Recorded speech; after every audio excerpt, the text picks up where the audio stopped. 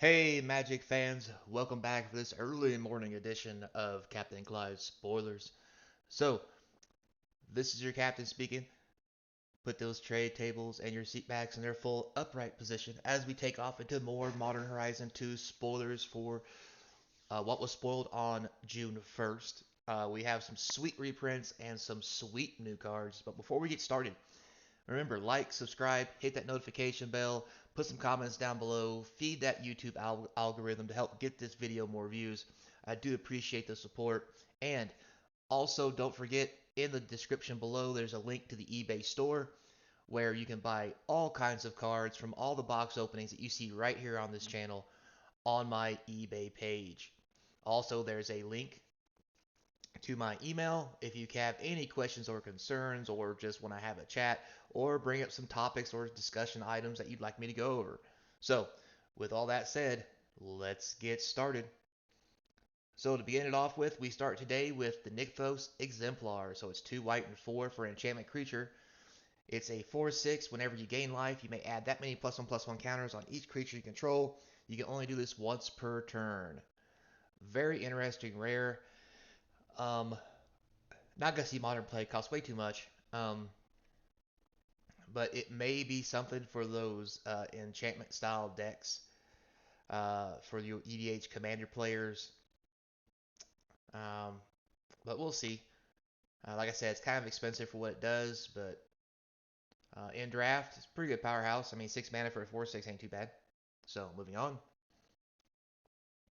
Here we have Lens Flare, so a white and 4 instant. It has affinity for artifacts. Does 5 damage target attacking or blocking creature.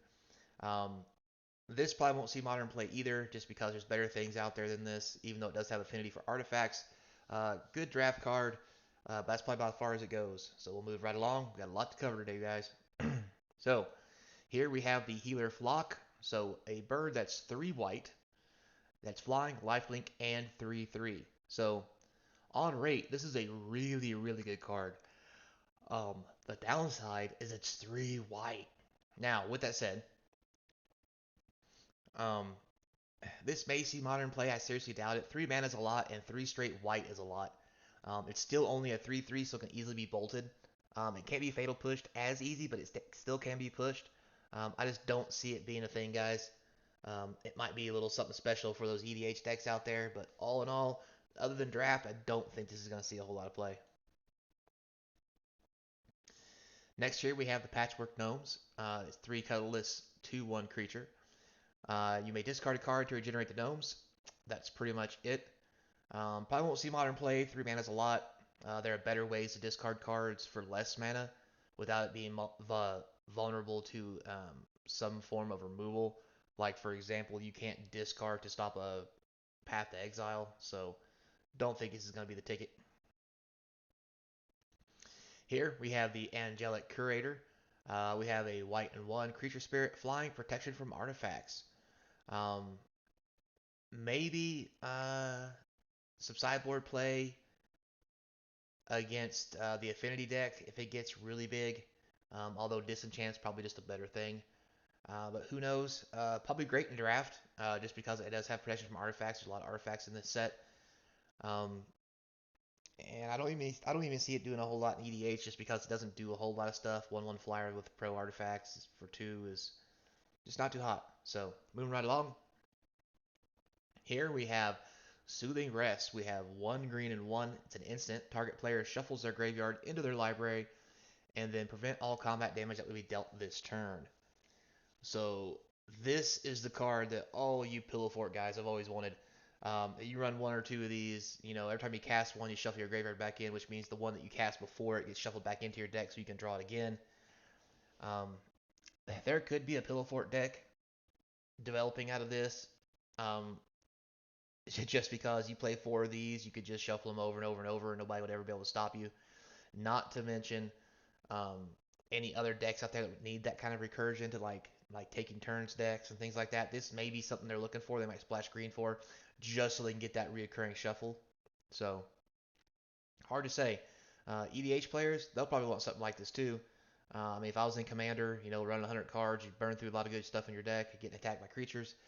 You know, Don't take no combat damage this turn. Shuffle your stuff back in shuffle your graveyard back in so you can replay stuff. It might be something worthwhile. We'll see. Here we have the Goblin Trap Sprinter. We have a red and 3 Goblin. It is a 4/2. Whenever the Trap Splinter attacks, you flip 3 coins. For each flip you win, you get a 1/1 red Goblin creature token, tapped and attacking. So this is a very interesting card. Not gonna see modern play. 4 mana is way too much for a 4/2. Even though it might make you 3 extra things just because it can be bolted before it ever gets a chance to swing, or removed in some other fashion. For EDH, this might be great for a coin flip deck. But other than that, I don't see too much happening with this. Moving right along. Here, we have Gargadon. So, 2 red and 5. Creature beast with trample. It's a 7/5. You can suspend it for 1 red. For 1 and a red, suspend for 4. That means that every upkeep, you remove 1. When it comes into play, it has haste. It's a pretty sweet card. Um, I don't think it's gonna see modern play just because the only way to play it is to suspend it. You can't speed up the suspension unless you play something to do that with. And if you draw it late game when you need a creature, you're not gonna have 7 mana. So this is just not gonna be a thing. Maybe EDH will like it. So here we have our red incarnation finally called Fury. It is a 3/3 double striker. When it enters the battlefield, 4 damage divided up any way you choose among any number of creatures and or planeswalkers. Evoke for 1 red. This card seems sweet. If you have a way to blink this, like if you put this in an ephemerate deck, like all these incarnations have amazing blink ability. Um, just being able to do 4 damage to anybody, um, creatures or planeswalkers, is pretty sweet. Not to mention it's a 3/3 with double strike.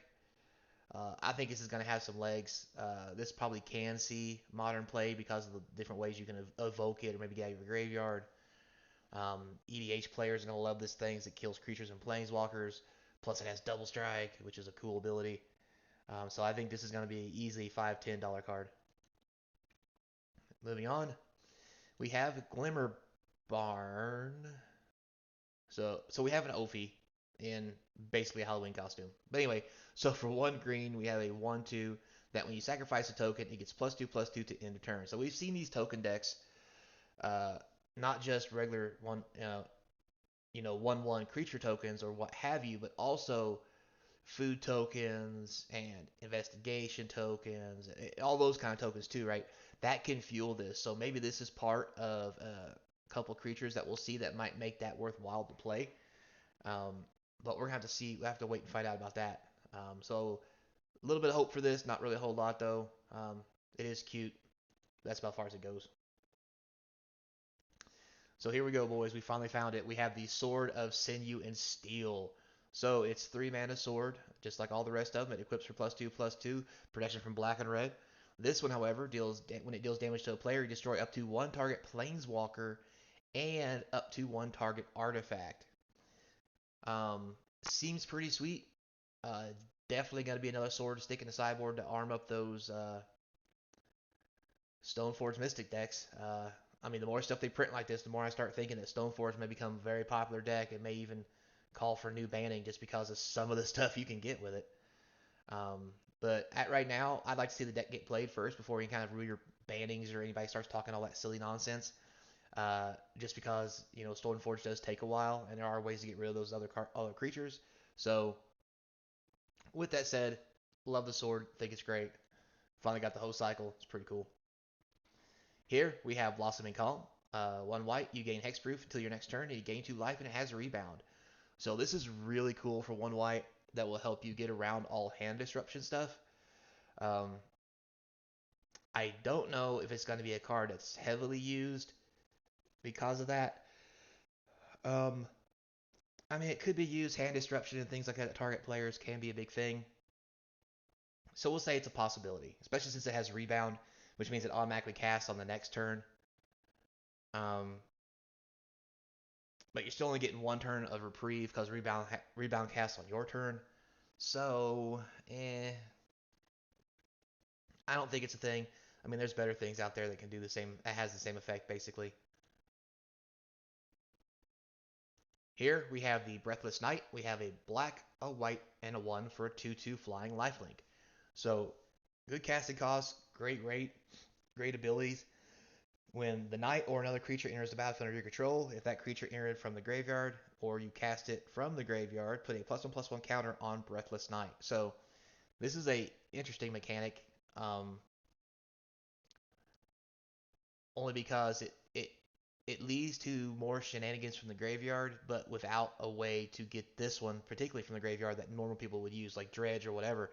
Now, if you can get this on the battlefield in a dredge deck, it'd be great. But notice that there's no way here to dredge this onto the field, so it's not going to be that busted. Um, but it is pretty cool, decent common. Going to be great in draft. Probably won't see very much modern play unless someone finds that sweet graveyard deck to really manipulate this. Next here we have the Ornithopter of Paradise. So all you EDH players out there are probably loving this one. So it's a two mana O2 flying, add 1 mana of any color. So basically, this is a 2 mana rock that's a creature that adds a mana of any color. So basically, this is a hybrid between a rock and a Birds of Paradise.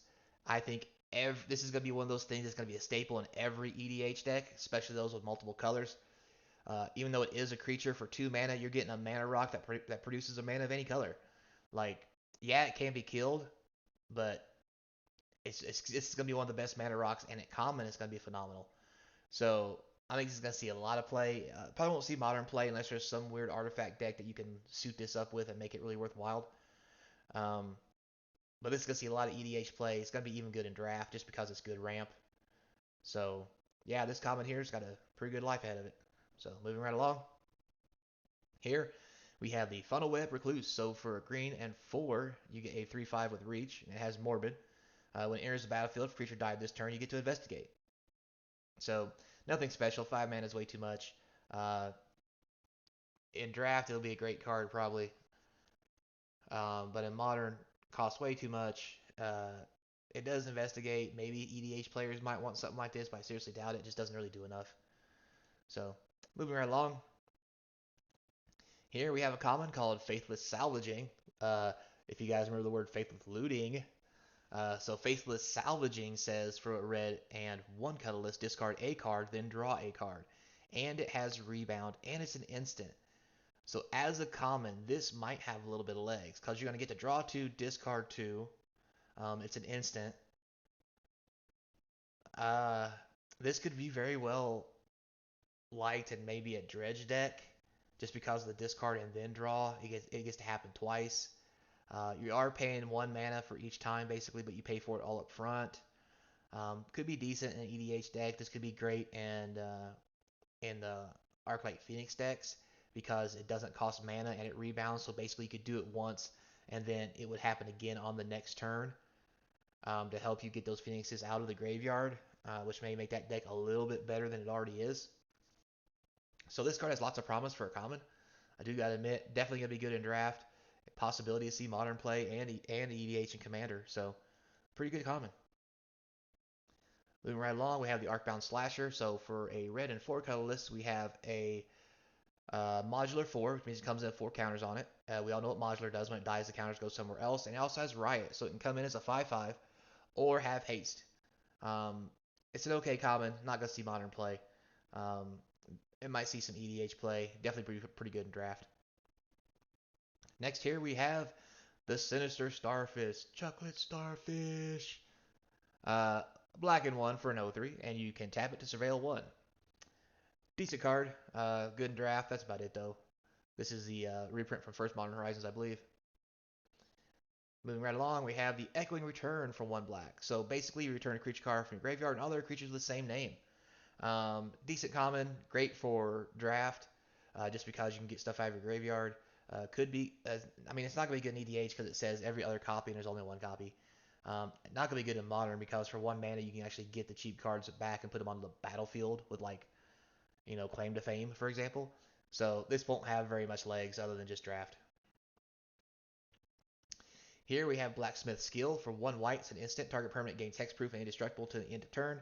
If it's an artifact creature, it gets +1/+1 to the end of turn. Um, could be used in an artifact deck, although I think the blue cards are a lot more powerful. Uh, and also, too, the other blue cards, instead of just giving something hexproof and indestructible, you could just play more artifacts and like draw cards and so forth. Maybe it's a sideboard card. I'm not really sure. Could be good in EDH. But I don't see a whole lot coming from this one, guys. But it is a common. What do you expect? And just like most commons, we here have the Floodhound, which is 1 blue, 1/2. That for 3 mana you can tap and investigate. So for the small cost of 5 mana, you can draw a card every turn. Yeah, maybe you EDH guys will like this because it's slow and whatever, but I would really think you guys would probably just play a Jam Day Tome that you play for 4 and then tap for 4 every turn and just draw a card without having to go through all the whole token thing. So, yeah, this ain't gonna see any play. Moving on, we have Hard Evidence. 1 blue to create an 0/3 blue crab token and investigate. Yeah, some hard evidence this ain't gonna happen. So I don't see this getting play anywhere, unless there's a token deck like we mentioned before with the Ophi. Because for 1 blue, you can give the Ophi 2 things to eat. I just think it's gonna be more of a meme than anything. No commander. Could be good in draft just because it lets you draw another card and it gives you something to block with, but that's about as far as this is going. Another common, blue and 5 for a 3/4 whale with affinity for artifacts. So whenever an artifact enters a battlefield under your control, you can untap the Steelfin whale. Um, eh. I mean, it's a common. Uh, Probably won't see very much play. Maybe an EDH player here and there may play it for giggles. In some kind of weird combo deck where you can play artifacts, untap this, then tap this to do something, then play an artifact to untap this. But as far as modern goes and what have you, I don't see this getting any play. All right, guys, so here's something really need to talk about, the Murktide Regent. So this is a 2 blue and 5 for a 3/3 dragon. It has flying, and it has delve, which means you could play this for 2 blue mana. Plus, it says when the Regent enters the battlefield with a +1/+1 counter on it for each instant and sorcery card exiled with it. So when you delve this, if you delve, say, 5 instants of sorceries, this thing comes out for 2 blue as an 8/8 flyer.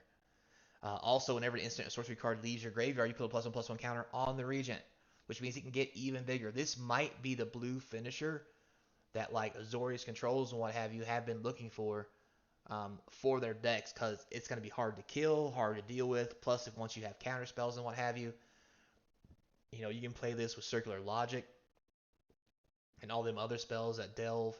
Like this here is going to be a powerhouse, guys. This is easily $5, $10, $20 card. Maybe more than that once people start to abuse it in those control decks. And if it really does do as well as most people are talking about, this thing could be a powerhouse. Moving right along, we have the Goblin Engineers back. So for red and colorless, Goblin Engineers are 1/2. When he enters the battlefield, you search your library for an artifact card, put it into your graveyard. And for a red and tapping him, you sacrifice an artifact, return an artifact card with a mana value 3 or less from your graveyard to the battlefield. So this is a sweet reprint from the original Modern Horizons one that everybody loved. Easily $5 card. A lot of good play. EDH players love it. It was even popular in Modern for a little while. Maybe again with all the artifacts that are coming out. So great card, $5 to $10 easy. And you start getting to those alternate frames, it'll be a lot more than that. Here we go, guys. It's the Magus of the Bridge. So it's Bridge from Below on a creature, and it's reprinted. So just like regular Bridge from Below, it's 3 black. Whenever a non-token creature is put into your graveyard from the battlefield, you create a 2/2 black zombie creature token. When a creature is put into an opponent's graveyard from the battlefield, you exile the Magus of the Bridge. Now, this card is sweet because for 3 black, you get a 4/4 creature, which is hard to kill. I think this thing is going to be huge. Bridge from Below decks were huge to begin with. This one's castable, so you can put it on the field without it having to be in the graveyard. I think it's definitely going to see modern play in some way, shape, or form. Plus, EDH is definitely going to see this because it's a cheap 4/4 that does lots of things. This is a great card. Easily $20, guys. Easily. So, moving right along. And also, of course, it's great in draft. So it's Sisay, the weatherlight captain. She is back from Modern Horizons 1, guys. 1 white and 2 colorless. She's a 2/2. She gets +1/+1 for each color among legendary permanents you control. And for the whole rainbow, you get to search your library for a legendary permanent card with mana cost value less than, say, power, and put it card onto the battlefield and then shuffle. So it's a pretty sweet card from the original Modern Horizons. EDH players love it.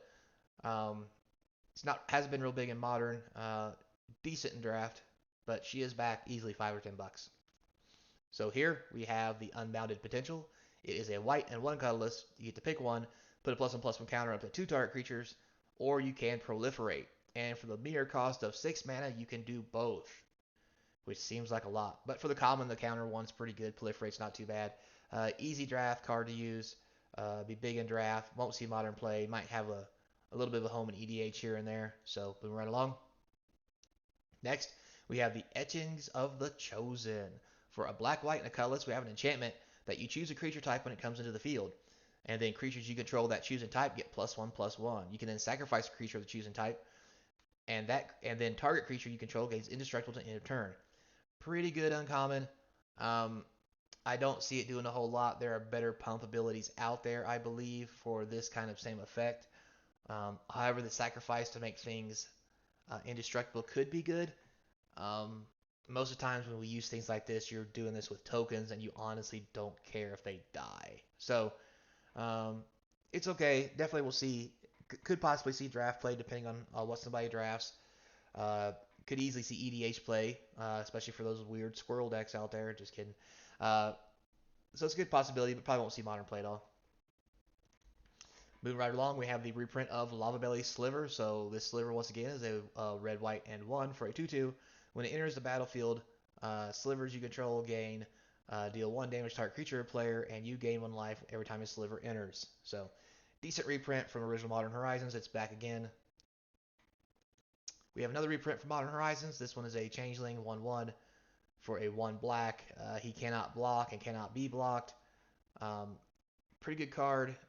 Had some real shenanigans in the original Modern Horizons with being able to pump him up and kill your opponent in draft. Probably will be the same way in this draft format as well. But other than that, no modern play is being seen, and I don't think this is even played in EDH at all.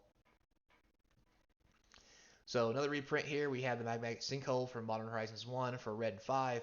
Deals 5 damage to target creature or planeswalker, and it has delve. So uh, great card in draft. Never really picked up too much inside modern. EDH players, I don't even think even like this card. I mean, there might be a couple people out there who use it. So here's a nice one.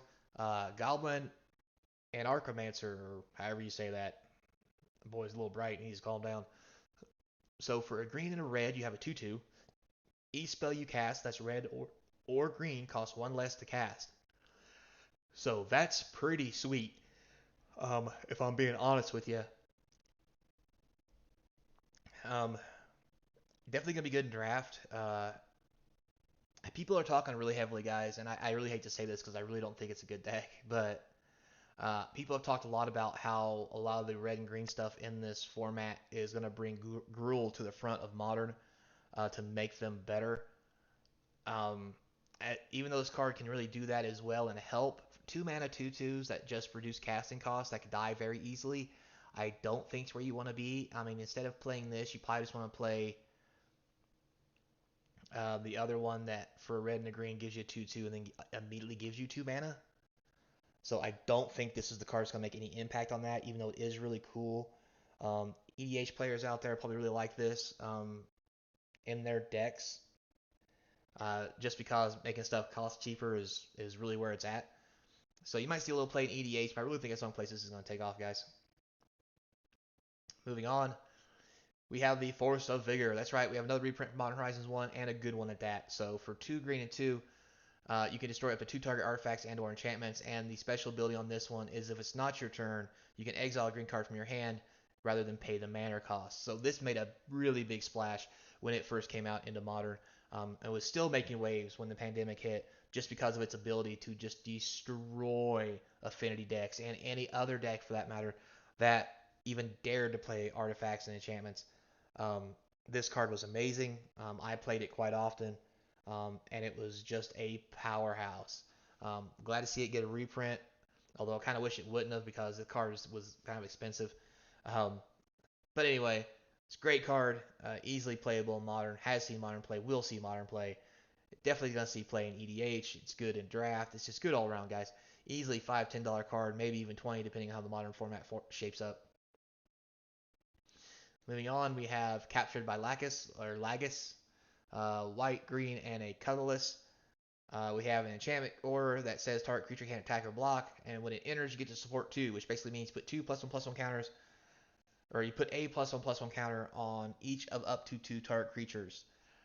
This could be a great card in draft to help pump your team. This is definitely not going to see any modern play because for 3 mana, you may be able to just kill something. Um, and you may see something like this in EDH just because they just need more removal in general since they only play 1/ofs. But I really don't think this will be a card to get there, but it is an option. So moving right along. Next we have Break the Ice. So for 2 black, destroy target land that is snow or could produce colorless.